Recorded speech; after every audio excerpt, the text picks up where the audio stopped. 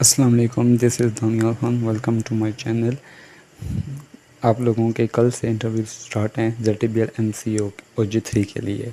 कुछ 12 क्वेश्चन हैं जो बहुत इंपॉर्टेंट हैं, जो मोस्ट प्रोबेबली सबसे लाजमी पूछे जा सकते हैं। ये क्वेश्चन लाजमी देख लीजिएगा, आपको बहुत हेल्प करेंगे कि उन क्वेश्चन को किस तरह आंसर करना है। दूसरा, अगर किसी ने अभी तक कोई तैयारी नहीं की या उसको नहीं पता कि कैसे आंसर करना है या मॉक इंटरव्यू देने हैं, तो आप मुझे व्हाट्सएप पे ज्वाइन कर सकते हैं। वेबसाइट ज्वाइन करने के लिए आपको वीडियो में नंबर मिल जाएगा, आप मुझे मैसेज कर सकते हैं व्हाट्सएप पे। Tell me about yourself. इसमें सबसे ज़्यादा जो पूछा जाता है वो फादर का बैकग्राउंड पूछा जाता है। जब आप टेल मी अबाउट योरसेल्फ बताएंगे तो आपने 5 चीज़ें लाजमी बतानी है। अपना नाम, अपना एजुकेशन बैकग्राउंड, क्या आपने क्या डिग्री ली है, किस यूनिवर्सिटी से ली है और क्या मार्क्स हैं या क्या CGPA है आपकी, आपका एक्सपीरियंस, अगर आपने कहीं पहले काम किया है तो वो, उसके बाद स्किल्स, आपकी क्या क्या स्किल्स हैं। अगर कंप्यूटर की स्किल्स हैं तो वेल एंड गुड, क्योंकि समटाइम आपको ऑफिस में भी रखा जा सकता है एज ए अकाउंटेंट, जहाँ पे आपने बिल वगैरह पोस्ट करने होते हैं सॉफ्टवेयर पे। और आपके करियर ऑब्जेक्टिव्स क्या हैं। अबाउट योर सेल्फ में आपने ये 5 चीज़ें लाजमी बतानी होती हैं। और सम टाइम वो अलग से आपसे पूछ लेते हैं कि आपके फादर क्या करते हैं। वो इस क्वेश्चन से ये देख रहे होते हैं कि आपका क्या रेलिवेंट, आपका जो बैकग्राउंड है वो एग्रीकल्चर से है या नहीं है।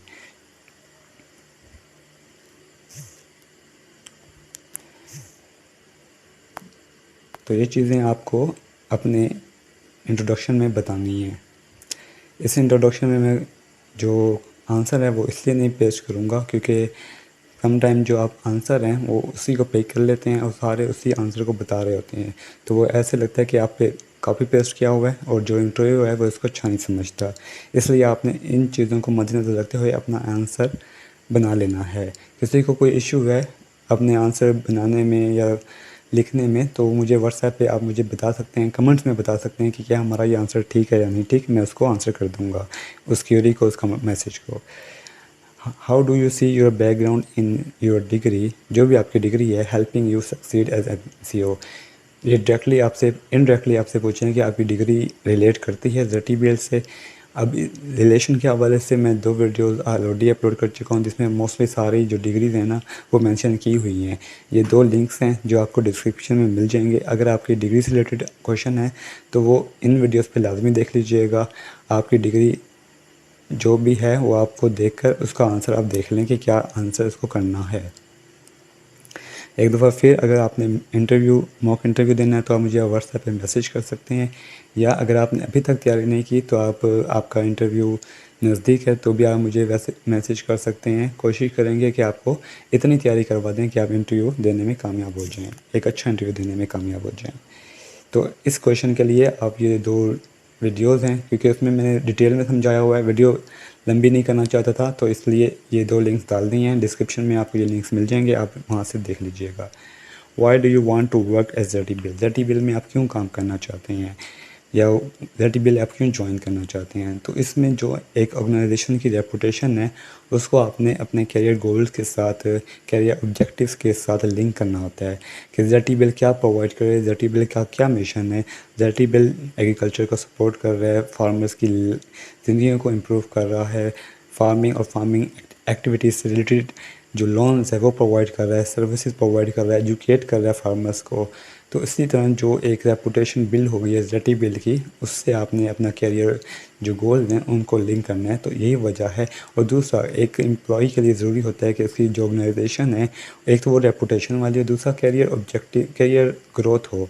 तो ZTBL ये दोनों चीज़ें आपको दे रहा है, इसलिए आप ZTBL को ज्वाइन करना चाह रहे हैं। तो इसका आंसर आपने ऐसे कर देना है। What do you know about ZTBL mission or how it supports the agriculture sector? ZTBL mission के बारे में आप क्या जानते हैं और ये एग्रीकल्चर सेक्टर को किस तरह सपोर्ट करता है। ZTBL का क्या मिशन है आप सबको पता होगा, आपने प्रिपेयर किया होगा, इतना ZTBL के बारे में पढ़ा होगा। और कैसे एग्रीकल्चर सेक्टर को सपोर्ट करता है। एग्रीकल्चर सेक्टर को ऐसे सपोर्ट करता है कि डिफरेंट टाइप्स के लोन्स हैं, सर्विसेज हैं जो ZTBL ऑफ़र कर रहा है, टेक्निकल असिस्टेंट प्रोवाइड कर रहा है अपने MCO के थ्रू। MCO के थ्रू उनको एजुकेट कर रहा है, जब MCO फील्ड में विज़िट कर रहा है उनको एजुकेट कर रहा है कि आपकी जो कौन कौन सी जो आपकी क्रॉप्स की नीड्स हैं वो एक एग्रीकल्चर जो हमारा बैंक है वो पूरी कर सकता है। किस किस्म की आपको फाइनेंशियल नीड्स की ज़रूरत है, किस किस्म को आपको टेक्निकल असिस्टेंस की ज़रूरत है। तो इस तरह एग्रीकल्चर सेक्टर को सपोर्ट कर रहा है, जो कि हमारी इकोनॉमी की बैकबोन है एग्रीकल्चर सेक्टर। अब कितने परसेंट कंट्रीब्यूट कर रहा है agriculture sector? 22.9% agriculture sector contribute कर रहा है हमारा जीडीपी में। तो कुछ फैक्ट्स और फिगर्स अगर आप डाल देंगे तो आपके आंसर को 4 चांद लगा देंगे। What are MCO responsibilities? MCO की क्या क्या ड्यूटीज़ हैं? एक जॉब जिसके लिए आप अप्लाई किया है तो लाजमी है आपको पता होना चाहिए कि उस जॉब की क्या ड्यूटीज़ हैं या जॉब डिस्क्रिप्शन क्या है। सबसे पहले एमसीओ का काम है कि फील्ड विज़िट करना, किसके हवाले से? जो लोन्स हैं उनकी डिसबर्समेंट उनको देना और उन लोन्स की रिकवरीज के हवाले से। एमसीओ का ये काम है कि वो फार्मर, नॉन फार्मर और जो दूसरे पर्सन हैं जो इनकम जनरेट कर रहे हैं उनका बैकग्राउंड चेक करना, ताकि जो नॉन फार्मर्स हैं और जो दूसरे लोग हैं उनको पोटेंशियल कस्टमर हो सकते हैं, ताकि बाद में उनको लोन दिया जा सकता है। तो उनका बैकग्राउंड चेक ये एमसीओ की रिस्पॉन्सिबिलिटी है। एमसीओ की रिस्पॉन्सिबिलिटी है कि वो जो भी जिनको लैंडिंग की ज़रूरत है अपने फार्मिंग एक्टिविटीज़ के लिए, फार्मिंग नीड्स के लिए जो लैंडिंग की ज़रूरत है उनको आइडेंटिफाई करना और उनको मुनासिब लोन प्रोवाइड करना। फिर लोन्स प्रोसेस होने के पहले पहले और उसके होने के बाद फॉलो अप, जब लोन्स आपने डिसबर्स कर दिए हैं उससे पहले जो जो वेरिफिकेशन हैं वो एमसीओ की रिस्पॉन्सिबिलिटी है। फिर उनका फॉलो अप लेना कि आइदर जो लोन है फार्मर प्रॉपर्ली यूटिलाइज़ कर रहा है और क्या वो इस काबिल हो रहा है कि वो जो लोन है उसको रिपे कर सके। तो ये सारी जो रिस्पॉन्सिबिलिटीज़ हैं वो एमसीओ की जॉब डिस्क्रिप्शन में शामिल हैं। What are challenges face by farmers today in Pakistan? कौन कौन से चैलेंजेस हैं जो फार्मर्स फेस कर रहे हैं? सॉरी, बहुत से चैलेंजेस हैं जो आज के दौर में पाकिस्तान में आज के दौर में फार्मर फेस कर रहा है। एक तो सबसे ज़्यादा है लैक ऑफ एजुकेशन, कोई एजुकेशन नहीं है। अभी तक जो पहले कंजर्वेटिव मेथड्स यूज़ हो रहे थे फार्मिंग के लिए, आज भी वही मेथड यूज़ हो रहे हैं फार्मिंग के लिए। उसके अलावा टेक्निकल एक्सपर्टाइज़ नहीं है उनके पास, फाइनेंस नहीं है और अनडाइवर्सिफाइड लोन्स हैं। मतलब वो लोन उनको प्रोवाइड किए जाते हैं, वो लोन उनको मिलते हैं जिस लोन की उन्हें ज़रूरत ही नहीं होती या जो लोन उनकी नीड्स को पूरा ही नहीं कर पाता, उनकी फार्मिंग नीड्स को। और मॉडर्न टेक्नोलॉजी को वो इनकैपेबल हैं कि उस टेक्नोलॉजी को यूज़ करते हुए अपने जो फार्मिंग मेथड्स हैं उसको प्रॉपर्ली यूटिलाइज़ कर सकें, अपनी फार्म प्रोडक्टिविटी को यील्ड को इंक्रीज़ कर सकें एआई टूल्स को यूज़ करते हुए, मॉडर्न टेक्नोलॉजी को यूज़ करते हुए। तो ये चैलेंजेस हैं जो आज के फार्मर्स फेस कर रहा है पाकिस्तान में। जेड इन चैलेंजेस को कैसे एड्रेस कर रहा है? देखें, जेड सबसे पहले उनकी नीड्स के मुताबिक उनको लोन्स प्रोवाइड कर रहा है। फिर उनको टेक्निकल असिस्टेंस प्रोवाइड कर रहा है कि कौन सा लोन्स उनकी फार्मिंग नीड्स को पूरा करता है, कौन सा जो क्रॉप है वो उनकी फार्मर के लिए बेस्ट है कि वो कौन सी क्रॉप सेलेक्ट करे अपने फार्मिंग के लिए। फिर उनको लोन्स के अलावा उनकी जो इक्विपमेंट्स हैं जैसे मशीनरी है, आपकी सोलर प्लेट्स हैं, वाटर्स कोई नीड्स पूरा करने के लिए लोन प्रोवाइड कर रहा है। और साथ साथ उनको ये एजुकेट कर रहा है कि किस तरह आप अपने लोन्स को बेटर यूटिलाइज़ कर सकते हैं। और इसी तरह एक रिलेशन बिल्ड कर रहा है फार्मर के साथ, ताकि वो बेहतर अपने जो फार्मिंग एक्टिविटीज़ हैं उनको परफॉर्म कर सके और लोन लेने के बाद आपकी जो रीपेमेंट है, रिकवरीज हैं, वो ईज़िली हो सकें। How would you assist a farmer in selecting a right crop? आप किस तरह फार्मर को ये असिस्ट करेंगे कि वो राइट क्रॉप सेलेक्ट करे? अब राइट क्रॉप सेलेक्ट करना ये डिपेंड करता है फार्मर पे। आपने फार्मर को उसकी नीड्स को समझना है कि उसकी क्या नीड्स हैं।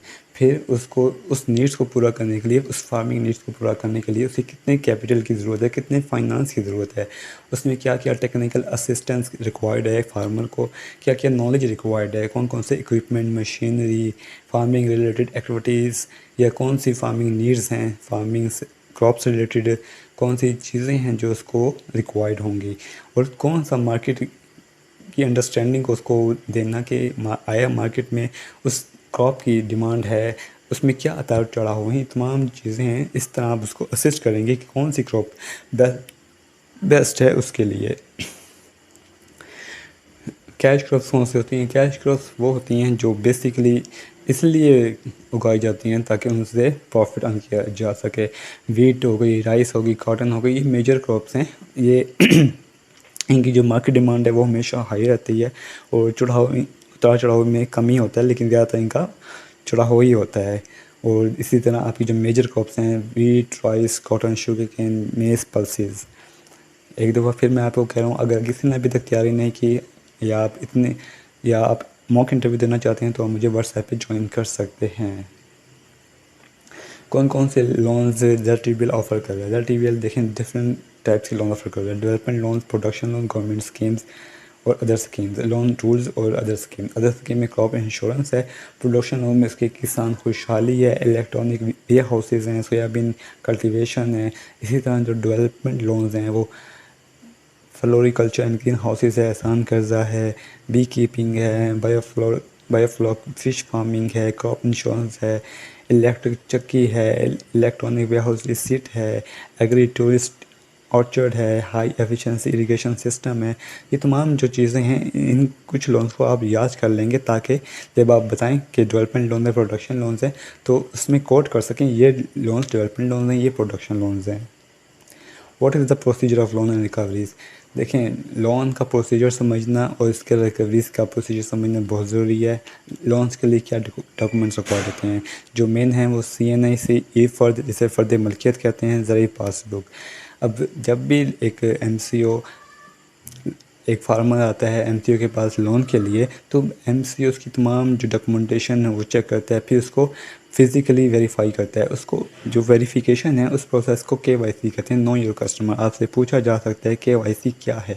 तो KYC का मतलब होता है नो योर कस्टमर, अपने कस्टमर को जानिए, उसका फ़िज़िकल बैकग्राउंड, उसकी जो लोकेशन है, उसका जो ज़मीन है, उसका एड्रेस है, फिर नेबर्स के हवाले से उसको आपने ये सारी चीज़ें वेरिफिकेशन करनी होती हैं। जब ये सारी वेरिफिकेशन हो जाती हैं, फिर MCO उसका एक करंट अकाउंट खुलवाता है जिसमें लोन जो अमाउंट है वो उसकी सैंक्शन की जाती है।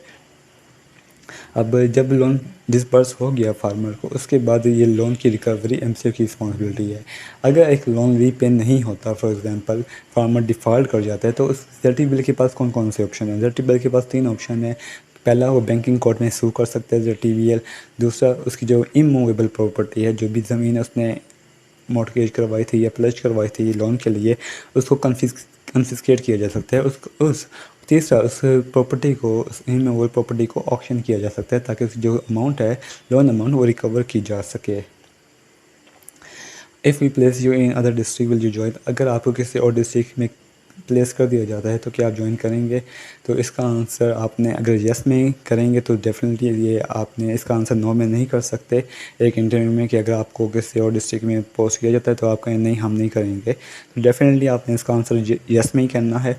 और बता दीजिएगा कि एग्रीकल्चर, क्योंकि जो ZTBL का मिशन है वो एग्रीकल्चर को सपोर्ट करना है और हमारी हमारी इकॉनमी की बैकबोन भी है। तो ज़ाहिर है मैं इससे जो मिशन है उसमें एक रोल प्ले करना चाहता हूँ, इसलिए मेरी पोस्टिंग किधर भी हो मैं ज्वाइन करना चाहूँगा।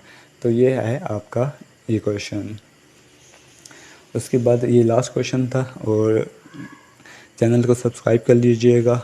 कोई भी क्वेश्चन को आपको पूछना हो मुझे कमेंट कर सकते हैं। कोई मॉक इंटरव्यू आपने देना है तो आप मुझे व्हाट्सएप पे मैसेज कर सकते हैं। थैंक यू, अल्लाह हाफिज़।